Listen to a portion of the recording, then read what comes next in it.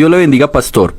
Si los apóstoles fueron 12, ¿por qué Pablo también fue apóstol? Y hoy en día se escucha mucho sobre más apóstoles. Bueno, cuando uno va al escrito bíblico, es importante como que nos contextualicemos. Matías fue el sustituto de Judas según el pensamiento de los apóstoles, como aparece en el libro de los Hechos, ¿no? Uh-huh. Matías fue elegido por los apóstoles, pero para evitar decisiones subjetivas, tomaron la decisión de echar suerte. Uh-huh. Muy importante aclararle a las personas que la suerte se echaba en esa cultura cuando no tenían muy clara la decisión. Entonces, si había alguien que se acusaba de un delito y se buscaban todos los testigos habidos y por haber, y no había manera ni de declararlo culpable ni inocente, entonces ellos decían, vamos a dejar que sea Dios el que decida. Entonces echaban suertes, ¿sí? En una bolsita o mochila o no sé cómo le llamen en su región, echaban piedritas negras y blancas. Uh-huh. Ponían al afectado a sacar y le advertían, venga, hoy Dios va a decidir, no queremos condenarlo, no queremos dejarlo libre porque no están muy claras las cosas, pero tampoco queremos hacer algo injusto. Entonces que sea Dios el que decida. Uh-huh. Así que introduce tu mano en la mochila. Si sacas la piedra blanca, querrá decir que quedas libre. Libre. Uh-huh. Que eres inocente, Dios ha hablado por ti. Uh-huh. Pero si sacas la piedrita negra, eres culpable. Era un complicado, ¿verdad? Claro. Me llama mucho la atención porque eso es lo que dice la Biblia. Uh-huh. Al que venciere le daré una piedrecita blanca. O sea, Dios en su misericordia echó la suerte por nosotros. ¿Cómo? En Cristo. Sí, amén. ¿Sí? Él, simple y llanamente, ocupó mi lugar de culpable para entregarme a mí una piedrecita blanca y declararme inocente. Amén. Muy bonita la doctrina de la justificación. Amén. ¿No? Sí, Señor. Parece que eso es lo que ha pasado con el sustituto de Judas. Ellos han echado suerte y la suerte ha caído sobre Matías. Pero Matías no vuelve a aparecer en las escrituras. Ya no vuelve a ser nombrado. No vuelve a ser nombrado. Para nada. Luego aparece Pablo diciendo que es apóstol. Sí. Y así es reconocido por la iglesia primitiva, por los apóstoles, y hasta hoy es reconocido, porque para ser apóstol en el Nuevo Testamento, en el tiempo en el cual se dan las escrituras, según el principio apostólico, se necesitaba que hubiesen estado con Jesús, que hubiesen visto, en fin. Y Pablo, aunque viene después, realmente la Biblia enseña las vivencias que Pablo tuvo, inclusive desde el día de su conversión. Y es más, cuando uno mira todas las intervenciones de Pablo, casi siempre parte de su conversión. Y por esa razón se cree que Pablo es el sustituto real de Judas. ¿Estamos bien hasta ahí? Sí. Ahora, ¿hay apóstoles en este tiempo? ¿Qué es más o menos la inquietud que tiene? Esa es. La respuesta es sí. Aclaro, no es la postura de la Iglesia Pentecostal Unida de Colombia, es algo muy personal. Uh-huh. Porque la Iglesia no ha fijado una postura en ese campo, diciendo, venga, usted es apóstol. Exacto. La iglesia no lo ha fijado. Y mientras la iglesia no lo fije, pues seguramente que la iglesia no va a llevar a alguien a ese grado de apóstol. Ujú. Pero la iglesia tiene definido ministerios como el de maestro, como el de evangelista, como el de pastor, ¿sí? Sí. Hay dos ministerios los cuales la iglesia no tiene definidos como tal, que es profetas y apóstoles. Pero sí existen. Ujú. ¿Por qué? Cuando hablamos del profeta, hablamos de alguien que transmite el mensaje de Dios, que tenía tres fines. El mensaje de Dios a través del profeta para el pueblo tenía tres objetivos. Uno, denunciar el pueblo. Denunciar el pecado del pueblo.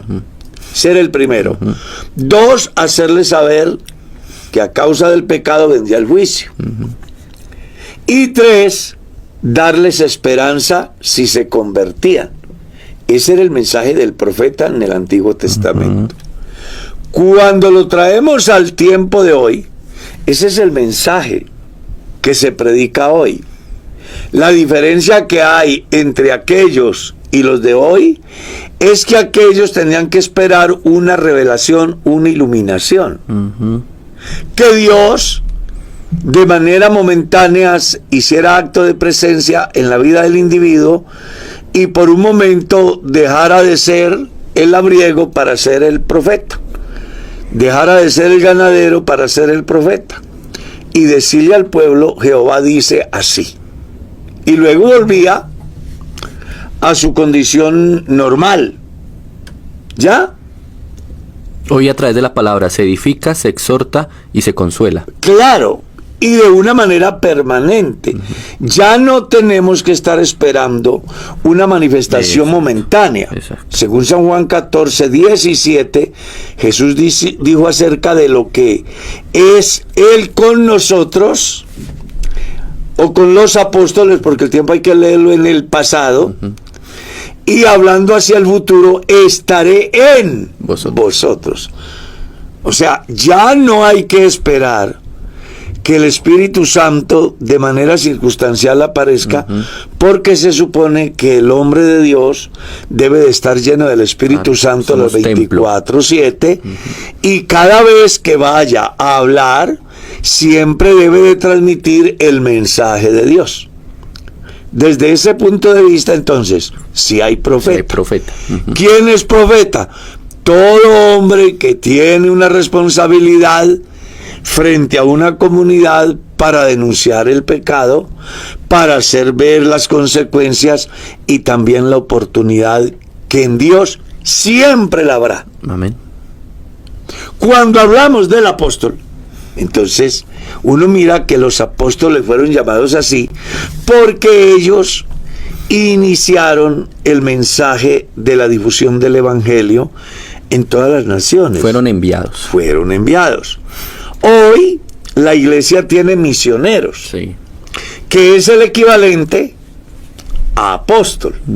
Solo que la iglesia no le da ese rótulo de apóstol, porque desafortunadamente en un mundo tan pseudocristiano, cualquiera es apóstol. Sí, se autoproclaman. Exactamente. Por eso la iglesia pues no tiene dentro de su léxico fulano de tal es apóstol. Pero cuando un hombre se va de su país, en el caso de nuestros misioneros, a países donde hablan un idioma diferente, donde tienen una cultura diferente, y dejan todo acá, familia, algunos que tienen algunos bienes, en fin, y lo dejan todo para ir a iniciar una nueva vida en un lugar desconocido, a enfrentar complejas situaciones, desde escasez hasta persecuciones, inclusive riesgo de perder la vida. Esos son apóstoles. Y que van a fundamentar la iglesia sobre la roca, Claro. que es Cristo. Y esa es parte de la labor del apóstol. Claro, la Biblia dice edificado sobre ese fundamento. Y lo que hace el misionero es eso. Exacto. Y hoy tenemos más de 40 misioneros en el mundo. Que la Iglesia Pentecostal Unida de Colombia no está diciendo, hoy nos visita el apóstol fulano. Exacto. Porque la Iglesia maneja la figura misionera. Pero Pablo se caracterizó por ser misionero a los gentiles. Lea los 3 viajes misioneros de Pablo, donde él cumple la misión de establecer iglesias, y desde ese punto pues se puede decir que sí hay apóstoles. Lo que pasa es que nosotros no creemos en los apóstoles que se autoproclaman así, que hoy hay cualquier cantidad. Conozco el caso de alguien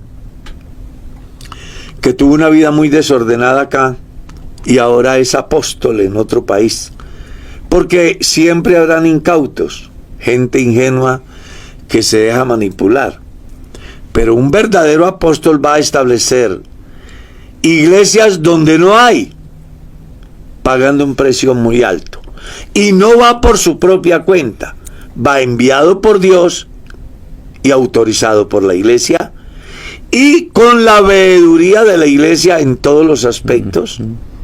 Pues la iglesia busca que quienes crean al evangelio crean a través de una sana doctrina. ¿Qué decir de ese requisito que menciona precisamente cuando se nombra la sucesión de Judas en Hechos? Se menciona que uno de los requisitos era haber estado con el Señor.